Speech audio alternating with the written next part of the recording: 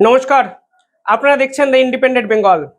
প্রথমেই আজকে আপনাদের থেকে আমি 8 মিনিট সময় চেয়ে নিচ্ছি, কারণ যে ঘটনার কথা আজকে আপনাদের বলবো তা রীতিমতো ভয়ঙ্কর এবং আপনারা বুঝতে পারবেন পরিবর্তনের এই বাংলায় খোদ কলকাতায় বসে কিভাবে ভারত বিরোধিতার ছক কিংবা বড়সড় নাশকতার ছক করা হচ্ছিল, যা কাল ভারতের তদন্তকারী গোয়েন্দা সংস্থা এবং এনআইএ একত্রে ভেস্তে দেয়।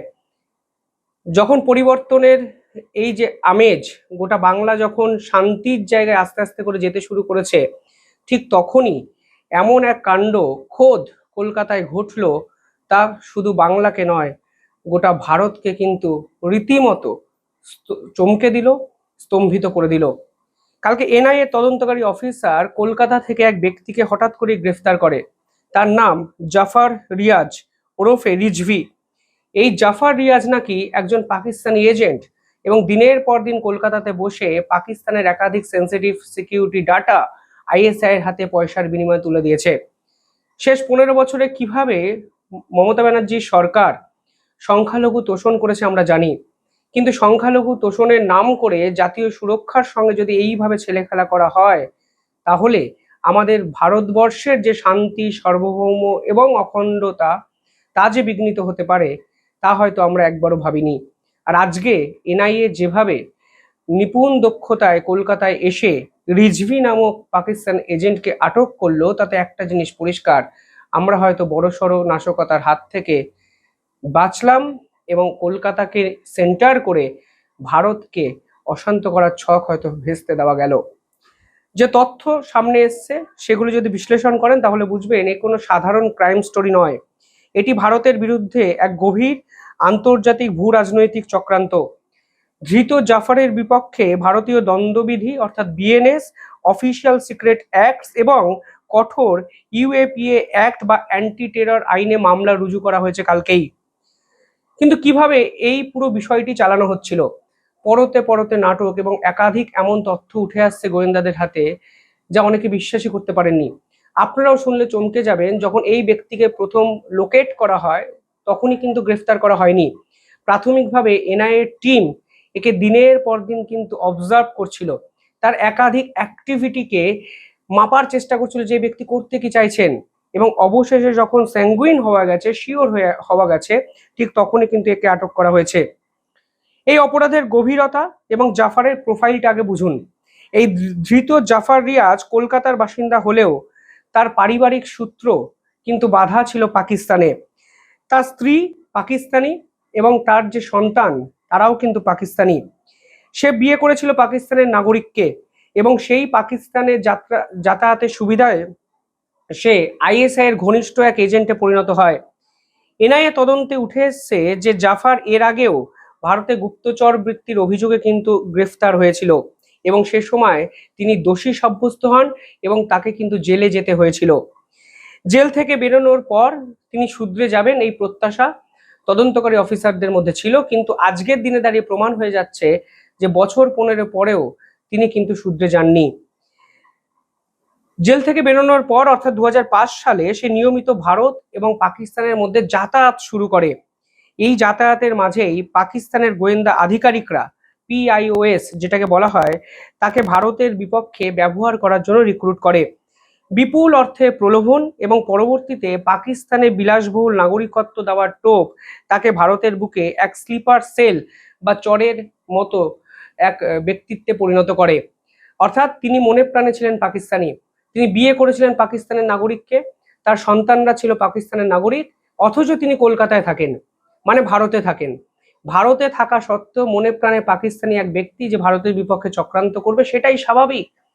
পাকিস্তান সরকার ঠিক এই বিষয়গুলোই কিন্তু কাজে লাগানোর চেষ্টা করেছে। কালকে দেখলাম শুভেন্দু অধিকারী সরকার একটি নোটিফিকেশন জারি করেছেন, যেখানে তিনি বলেছেন যে বহু মাদ্রাসায় জাতীয় সঙ্গীত হয় না, বন্দে মাতারাম হয় না, জনগণ মন অধি হয় না, সেটাকে এখন করতে হবে। অর্থাৎ ছোটবেলা থেকেই ভারত ভারতের প্রতি যে আবেগ, ভারতকে ভালোবাসতে শেখা, তার সূক্ষ্ম সূক্ষ্ম বিষয়গুলো কিন্তু নিজের মধ্যে আরোপ করো, অ্যাডাপ্ট করো।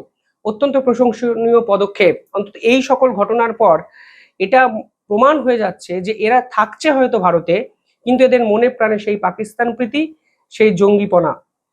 আরো তথ্য সামনে এসে সেখানে বলা হচ্ছে, যখন এই ব্যক্তিকে প্রথম লোকেট করা হয় তখনই এর নামে লুকআউট নোটিশ জারি করা হয় এবং তাকে ঘোষিত অপরাধী অর্থাৎ প্রোক্লেমড অফেন্ডার হিসাবে আইনি প্রক্রিয়া কিন্তু শুরু হয়েছিল। পরবর্তীকালে তাকে জেলে ধরে নিয়ে যাওয়া হয় এবং এনআইএ অফিসার কলকাতায় এসে এই অসাধ্য সাধনটি করেছেন। এবার এই পুরো বিষয়টায় অর্থাৎ মডাস অপারেশনটা আপনাদের বোঝা প্রয়োজন। পাকিস্তান শুধুমাত্র যে সীমান্তে বন্দুক নিয়ে ভারতের সেনার বিপক্ষে যুদ্ধ করছে তা কিন্তু নয়, তারা খোদ ভারতের অন্দরে ঢুকে গেছে এবং আমাদের নাকের ডগায় চলে এসছে। কারণ কলকাতা আমার থাকার জায়গা, আপনার থাকার জায়গা এবং আমাদের এই রাজ্যের রাজধানী সদ্য পরিবর্তন হয়েছে এবং তারপরেই পাক সার্কাসের ঘটনা আমরা দেখেছি। এবং আজকে ভারতবর্ষের একটি জায়গা থেকে মানে কলকাতার একটি জায়গা থেকে এই ধরনের গুপ্তচরকে আটক করা নিঃসন্দেহে কিন্তু আমাদের ভাবাচ্ছে, আমাদের চিন্তায় রাখছে। একাধিক তথ্য আরো সামনে এসছে যে এই ব্যক্তি কিভাবে কাজ করে। প্রথমত, ভারত থেকে বিভিন্ন টেলিকম কোম্পানির যে সিম হয় সেই সিম কার্ড এই ব্যক্তি প্রথমে জোগাড় করত। এরপর সেই ভারতীয় নম্বরগুলোর ওটিপি গোপনে পাঠিয়ে দিত পাকিস্তানের গোয়েন্দাদের কাছে। আর এই ওটিপি ব্যবহার করে পাকিস্তানের মাটিতে বসে পাকিস্তানের গোয়েন্দারা হোয়াটসঅ্যাপ ব্যবহার করতো এবং ভারতের নাম্বারে হোয়াটসঅ্যাপ অ্যাক্টিভেট করে ফেলতো। ফলে আপনি যদি এই হোয়াটসঅ্যাপকে ট্র্যাকিং করেন আপনি নিজেও বুঝতে পারবেন এই হোয়াটসঅ্যাপ বা এই তথ্য আদান প্রদানের প্রক্রিয়াটি ঠিক কোথা থেকে হচ্ছে। মানে আমার হোয়াটসঅ্যাপ যদি কেউ ট্র্যাক করে খুব সহজেই বুঝে যাবে এটা ভারতের একটি নাম্বারে খোলা, এটা কলকাতার একটি নাম্বারে খোলা। কিন্তু যদি এই হোয়াটসঅ্যাপের ওটিপি পাকিস্তান থেকে কেউ অপারেট করে তাহলে পাকিস্তানে বসে এই ব্যক্তি ভারতের নাম্বারে হোয়াটসঅ্যাপ চালাচ্ছে, ফলে লোকেশন কিন্তু কলকাতাতেই দেখাবে। ফলে কাজটা কঠিন হয়ে যায় গোয়েন্দাদের। আর এই কাজটাই টাকার বিনিময়ে এই ব্যক্তি বহু ক্ষেত্রে করেছে। যখনই হোয়াটসঅ্যাপ নাম্বার ভারতের নাম্বারে চলে তখনই ভারতের কাউন্টার ইন্টেলিজেন্সের পক্ষ থেকে চট করে সেগুলোকে লোকেট করা যায় না। ফলে এই ভার্চুয়াল জাল বেছানোর চেষ্টা পাকিস্তানিরা করে এবং স্লিপার সেলকে অ্যাক্টিভ করার চেষ্টা করে। একজনের সাথে একজনের কথাবার্তা, পরবর্তীকালে আরো একজন, ফলে একটা বৃহত্তর নেটওয়ার্ক তৈরির চেষ্টা কিন্তু করা হয়েছিল কলকাতাতে বসেই। ফলে সব মিলিয়ে এই ব্যক্তি শুধুমাত্র পাকিস্তানের নাগরিকত্ব পাওয়ার আশায় এবং বিরাট মাপের টাকার জন্য নিজেকে যে বিক্রি করে দিয়েছিলেন তা নয়, আমাদের দেশ, আমাদের মানবতা, আমাদের দেশের যে অখণ্ডতা সব কিছুকে কিন্তু বিক্রি করে দিয়েছিলেন এবং এই ঘটনা কিন্তু ধারাবাহিকভাবে ঘটেছে। এনআইএ এই ব্যক্তিকে লোকেট করে কালকে কিন্তু জালে তুলেছে। কিছুদিন আগে পাকিস্তানের বিদেশমন্ত্রী সরাসরি কি বলেছিলেন মনে আছে? আমি আপনাদের তথ্য দেখাচ্ছি। তিনি পরিষ্কার বলেছেন আমরা এবার কলকাতাকে আক্রমণ করব। তখনই আমি প্রশ্ন তুলেছিলাম যে ভারতবর্ষের এত শহর থাকতে কেন কলকাতাকে আক্রমণ করার কথা বলছেন, কেন কলকাতা তাদের কাছে টার্গেটের কেন্দ্রবিন্দু হয়ে যাচ্ছে? এক নম্বর কারণ হলো ইন্টারনাল এবং লোকাল সাপোর্ট। আজকে দেখুন তা স্পষ্ট।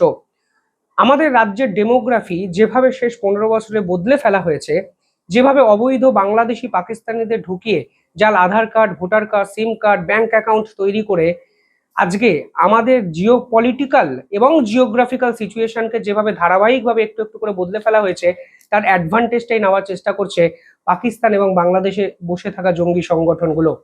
এই যে রিয়াজ বলে এই ব্যক্তির কথা আজকে তুমি বলছি যে গুপ্তচর বৃত্তি করেছে কলকাতায় বসে, সে হলো হিমশৈলের চূড়া মাত্র। কিন্তু এখনো হিমশৈলের যদি পুরো বিষয়টিকে আপনারা সামনে আনতে চান তাহলে হয়তো আপনারাও নিজেরাও চমকে যাবেন এবং আমাদের গোয়েন্দারা সেই কাজটি কিন্তু করছেন। সব মিলিয়ে ভয়ঙ্কর একটি খবর যা আমি আপনাদের সামনে আজকে নিয়ে এলাম। সকলে সতর্ক থাকুন এবং আশেপাশে কোনো সন্দেহভাজন ব্যক্তির যদি এই ধরনের চলাফেরা দেখেন তাহলে তৎক্ষণাৎ পুলিশ প্রশাসনের সাহায্য নিন।